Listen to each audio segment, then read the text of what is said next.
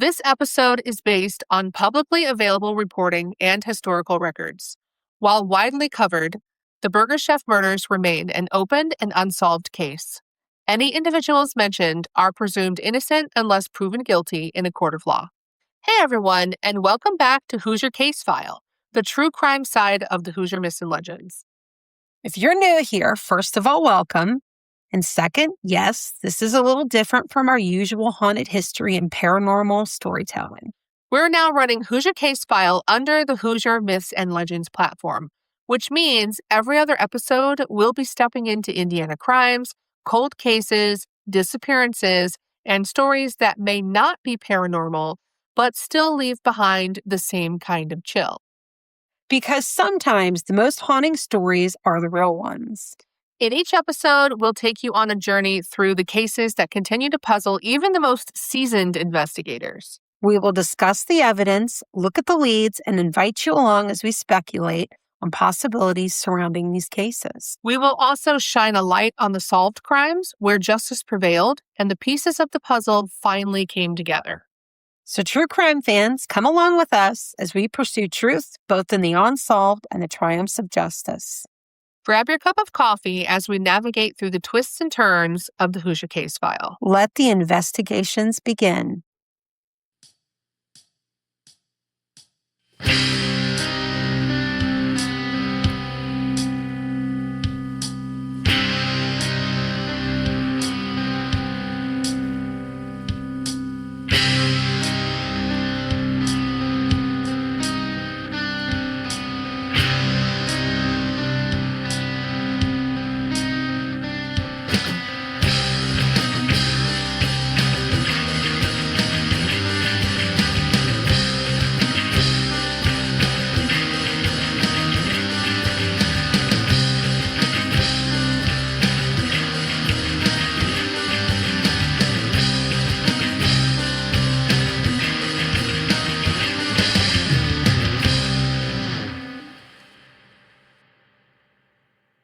To kick off this episode of the Hoosier Casefile, we are discussing one of the most infamous unsolved cases in Indiana history, the 1978 Burger Chef murders in Speedway, Indiana. This is a case that has been covered a lot. There have been books, podcasts, television coverage, newspaper retrospectives, and most recently a documentary called The Speedway Murders. Now, I have been wanting to talk about the Burger Chef murders for a while now, because it's a case that has always haunted me. I agree with you. This is one of those cases that is unsettling, both because of the brutality of the crime, but also the mistakes that happened in the case. It's remained unsolved, and I think that also adds to it. Let's get into it. So let's get something out of the way here. Mary and I are not coming into this pretending that we're uncovering some hidden case that no one's ever heard of. We're not. What we are doing is telling the story in our voice for our audience and remembering the four young people at the center of it. Honestly, I think that matters because sometimes with a case that's this well known, the headlines become bigger than the victims. Exactly. So before we get into the theories and the mistakes that were made and the suspects and all of the reasons that this case remains unsolved, we want to start where we should start, with the people. The victims were Jane Freet, Ruth Shelton, Daniel Davis, and Mark Flemons. All four were working the closing shift at a Burger Chef at 5725 Crawfordsville Road in Speedway on the night of November 17, 1978. 2 days later, all four would be found murdered in Johnson County. To really understand this case, you have to picture the setting. It's Speedway, Indiana, late 1978. Fast food restaurant, closing shift, teenagers and young adults working a normal Friday night. Nothing about that seems unusual. That is part of what makes this case so frightening. This wasn't somebody wandering alone down a dark rural road. These were kids at work, at a brightly lit fast food restaurant, in a place where people should have been coming and going. Burger Chef itself was once a major fast food chain. If you're younger, you may not realize just how big it was. But at one point, Burger Chef had restaurants across the country. So in 1978, this was not some weird one-off roadside stand. It was familiar, it was corporate, It was routine and it seemed safe. The 4 people working that night were not random names in a case file. Jane Freet was the assistant manager. She was 20 years old, a little older than the others, and by most accounts, one of the more responsible people there that night, simply because of her role. Ruth Shelton was 17, Daniel Davis and Mark Flemons were both 16. One thing I think is important to say right here is that when we read these cases now, it's easy to flatten people into the victims, but these were teenagers and a 20-year-old, 3 younger coworkers on a Friday night shift. They had families. They had plans for the weekend. They had people expecting them home. Decades later, those families are still asking for answers. Ruth Shelton's sister, Teresa Jeffries, spoke publicly in 2018 and said, quote, Jane, Mark, Daniel, and Ruth are real people with real families, with real friends that deserve justice, end quote. The burger chef closed at 11 p.m. Sometime between closing and around midnight, something happened inside or just outside of that restaurant. Sadly, because the early investigation was so badly mishandled, we may never know how exactly it began. Just after midnight, an off-duty employee named Brian Kring stopped by the restaurant. He discovered the back door open and the staff missing. The safe had been opened and all of the money was gone. Later reporting also notes that the register drawers were on the floor and investigators found evidence near the safe, including empty currency bags and an empty roll of tape.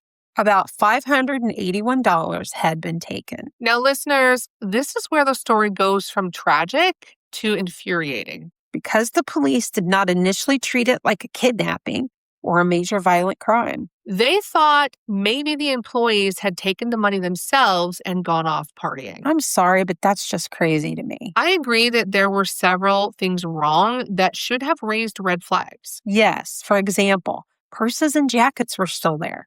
Now, Mary, it's November in Indiana. Who is going out without their jacket, a sweatshirt, something?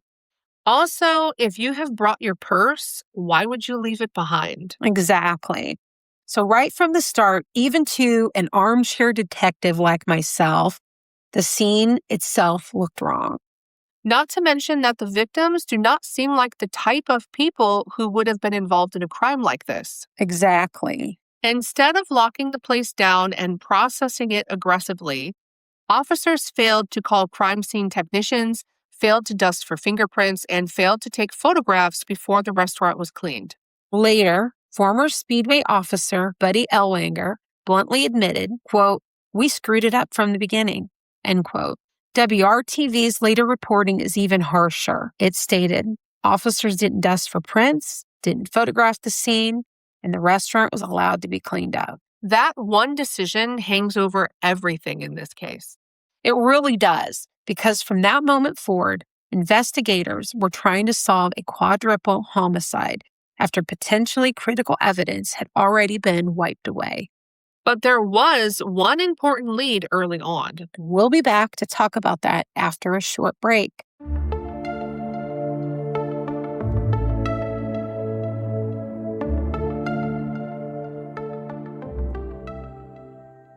Before we get back to the episode, we wanted to tell you about something new we're putting together for our listeners.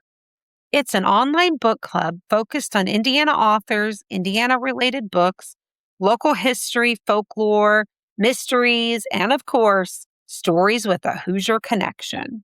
The book club will live in a Facebook group, so you can join from anywhere, read along at your own pace, and be part of the conversation when a book catches your interest. Some months might feature local history, some might feature fiction, some might lean spooky, strange, or legendary, but the heart of it will always be Indiana stories and the people who tell them. So if that sounds like something you'd enjoy, we'd love to have you join us. You can find the link in our show notes or watch our Facebook page for more details as we get the group started. Come read with us, talk books with us, and help us celebrate Indiana authors and Indiana stories. Now, let's get back to the episode. We're back. As we mentioned before, there was an important lead early on in this case. A witness reported seeing two men in the alley behind the burger chef about an hour or so before the robbery and abductions. According to FBI records later cited by WRTV, one of the men had a bushy beard and mustache. He spoke to the witness, asked if she had identification, and told her to, quote, get out of here because there's been a lot of vandalism, end quote. Now, that second man was described as having short dark hair and a clean-shaven face, and he said nothing. So I've been thinking about that first man, the one who spoke, and what he said. Oh, yeah, me too. And it sounds almost like someone trying to control a scene before anything happened.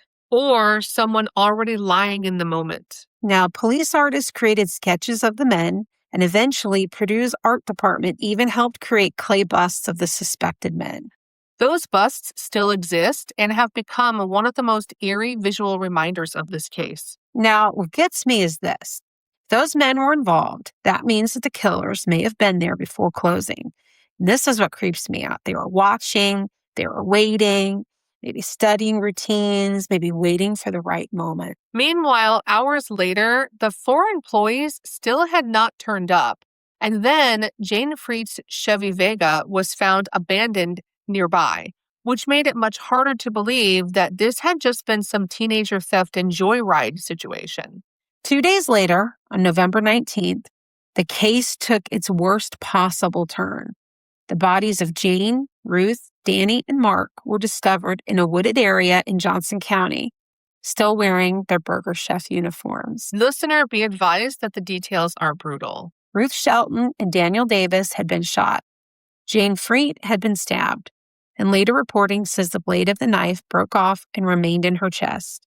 Mark Flemons suffered blunt force injuries and died by asphyxiation, essentially choking on his own blood. The fact that they were killed in different ways has always made this case feel especially chaotic and frightening. Oh, I totally agree with you, Mary.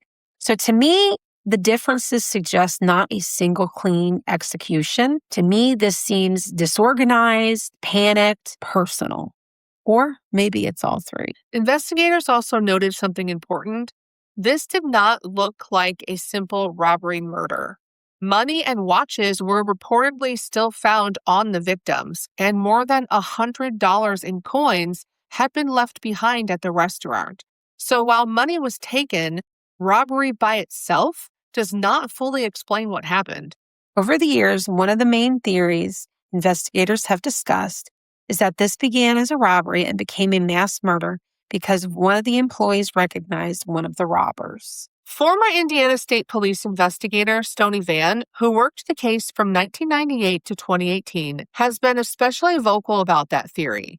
Vann has said he believes the killers were part of a group of 5 people suspected in a string of Burger Chef and other fast food robberies in the 1970s. According to him, this crew often worked in pairs, waited behind businesses near closing, and ambushed employees taking out the trash.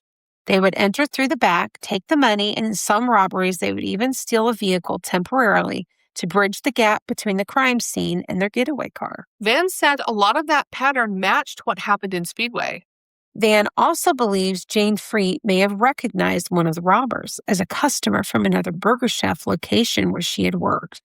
And in his view, that recognition may have turned a robbery into a murder case. Now, to be really clear, this is not a solved fact. This is Vann's theory based on the evidence and the suspects he spent years studying. Right. But it's not just some random guess. It's the theory of the lead investigator who lived with this case for 20 years. And his reconstruction of the crime is chilling. He believes the victims were forced to leave in Freet's car, were transferred to the robber's own vehicle, driven to Johnson County, and taken into the field. There, Ruth Shelton and Daniel Davis were shot. Vann thinks Jane and Mark ran after the shooting started. He believes the killers ran out of bullets in a 6-shot .38 revolver, chased Jane, and stabbed her to death. He also suggested the killers may have thought Mark got away in the dark, when in reality he had collapsed after being injured. Vann even said that if Mark had fallen differently, he might have survived and been able to tell investigators what happened. And that part is haunting because you start thinking about how close this case may have come to being solved that very night. We'll be back to discuss suspects after a short break.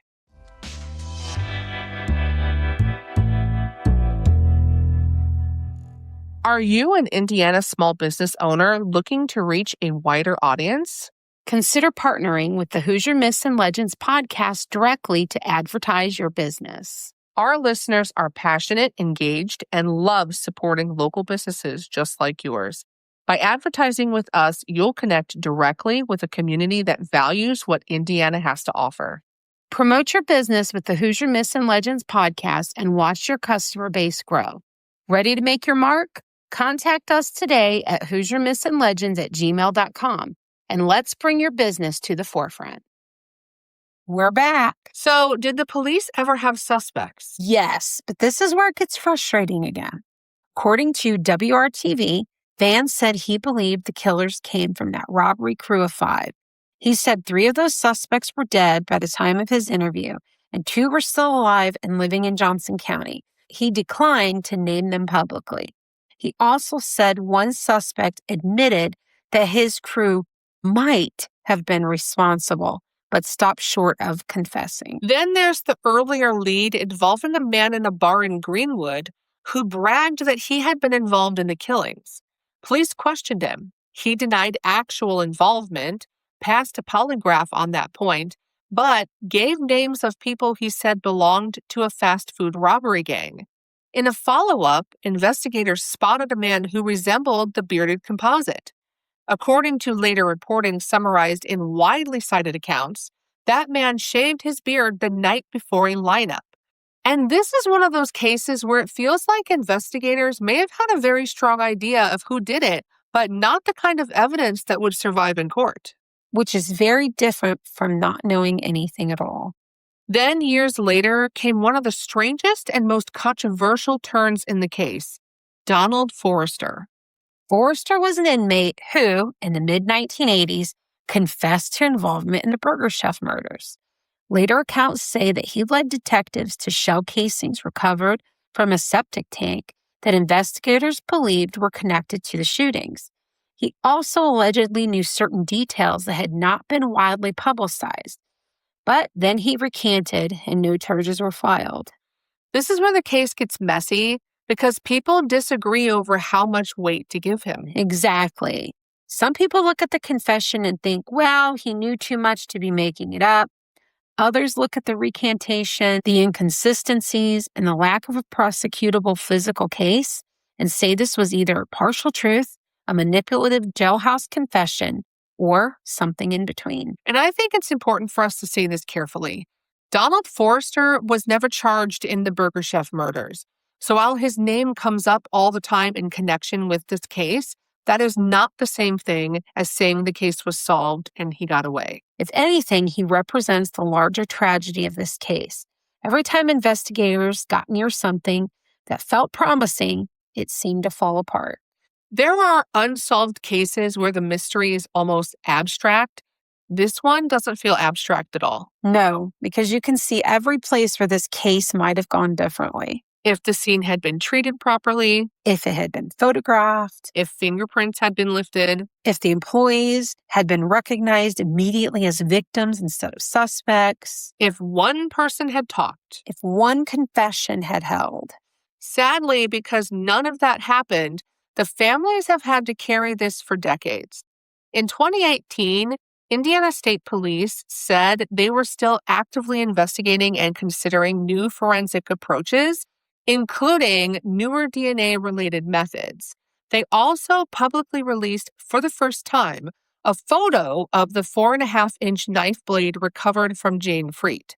Investigators have continued to say that somebody out there knows what happened. WRTV also reported that investigators have continued digitalizing old handwritten case records and hoping advances in DNA and other scientific methods might finally help. Stoney Vance specifically pointed to 2 items that he hoped would keep being tested: a fleece-lined denim jacket and a Burger Chef uniform shirt found near but not on one of the victims. That gives me a little hope, honestly, because we've seen other cold cases crack open decades later over the smallest preserved detail. And I think it's worth talking about why this case has stayed in the public's imagination for so long. Part of it is how horrifying it is. Part of it is that there were 4 victims. Part of it is that they were so young. And part of it is the sheer frustration of how close this case feels to being solved without actually being solved. And I think there was also something deeply unsettling about how ordinary the setting was. A fast food restaurant, a closing shift, and a night that should have been completely mundane.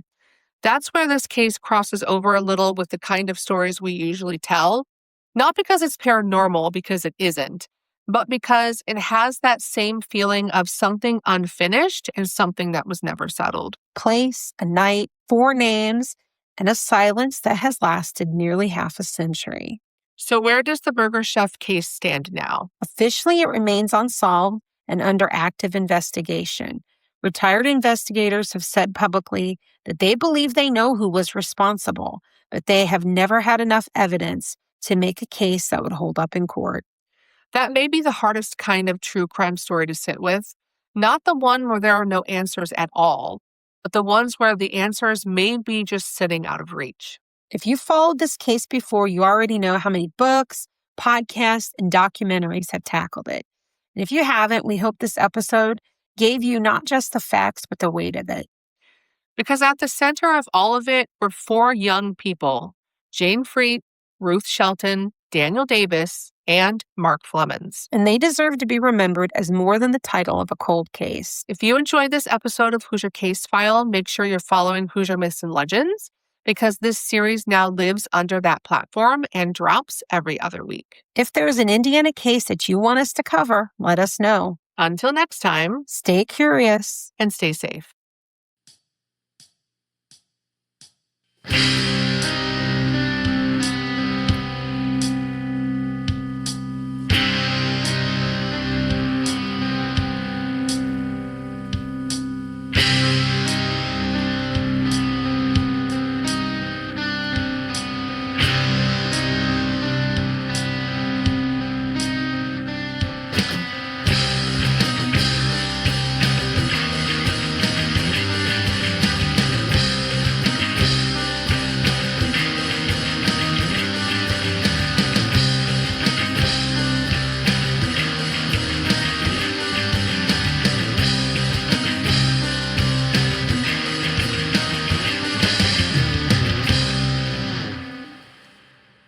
To see our source material, please visit our website, HoosierMythsandLegends.com.